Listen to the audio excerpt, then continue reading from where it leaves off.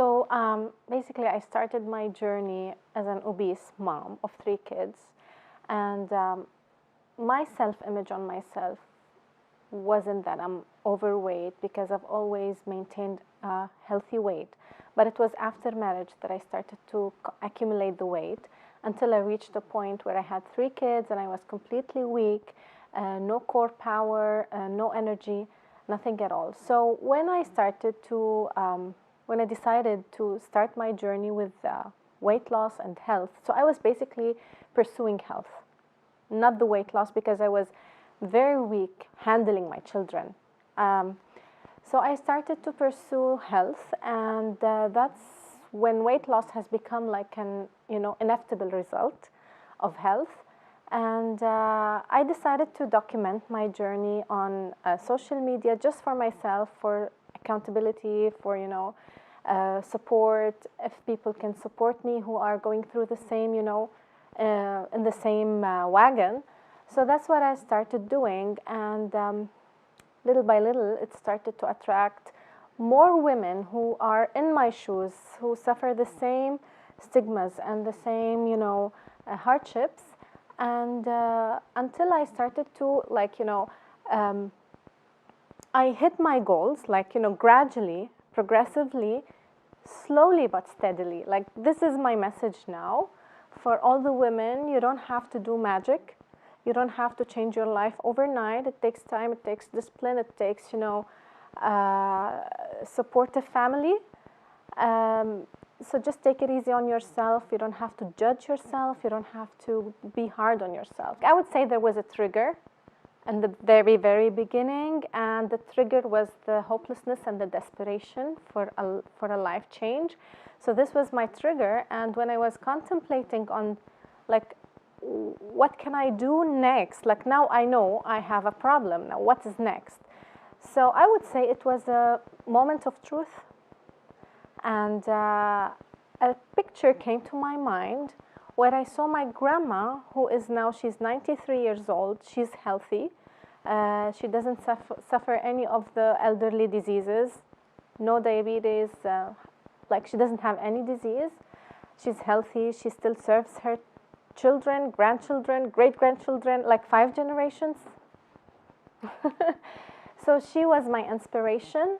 And when I started to think of what is it that is making her so healthy, and immediately came to my mind what she eats. And we in Lebanon, we eat lots of, organ meats, we eat fatty food. We don't eat at least the villagers, like my grandma, I never saw her eating skim food or low-fat food. So this is lately, at least in the last 30, 40 years, the low-fat diet has entered our lives. And she basically didn't taste any of that, and look at her, she's super healthy, and she travels. And that's when this revelation, I would call it a revelation, healthy fat is good, it's not bad for you, it's good for you. And I started Googling, Google is my friend. I started Googling the benefits of healthy fats, and that's when I bumped into the term ketogenic. And I went into the internet and I dived so deep in the researches, the studies. I've started following, renowned doctors and proven evidence-based studies, and I read so much before I took my decision. And that's my tip, and that's my advice I give to any woman who would love to take any health journey. Go stick around evidence-based studies. Just don't do it randomly. You have to go to credible resources, not just Google things, and there should be credible resources, and there's an incredible resources over there, on the internet. I follow some trusted doctors on the internet, and I have a coach. I rely on him as well. If I can't find some information, I go and ask him. But there are multiple resources that are trusted, and I can provide links. If I'm asked, I can provide links, because it's from different resources, And these are evidence-based studies. I would recommend social media as a starting point because there are too many women who are hiding behind their walls because of, you know, the judgmental society, and they wouldn't even share their face or, you know, who they are or their real identity because they are, you know, cultural restrictions. And I would say, like, social media is a good starting point if you cannot leave your house, if you cannot go out and see what is good for you.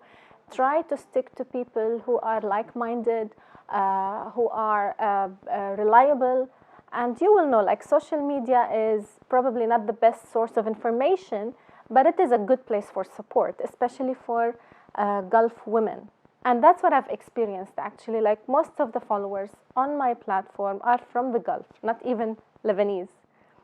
Because, you know, in Lebanon, we can get together easier than other countries, but in the Gulf, and I feel like this is my responsibility now. I feel like I'm a connector. I feel like I'm a bridge maker.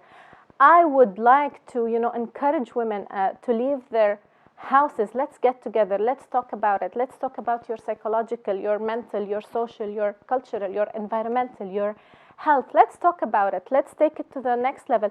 I feel like talking about it is halfway through. Just to talk about it, it's halfway through. It's to be vulnerable and to be in a safe place where you can speak with no judgments. That's what I feel I'm called to do, to create a safe space for women to be themselves and then to decide to level up.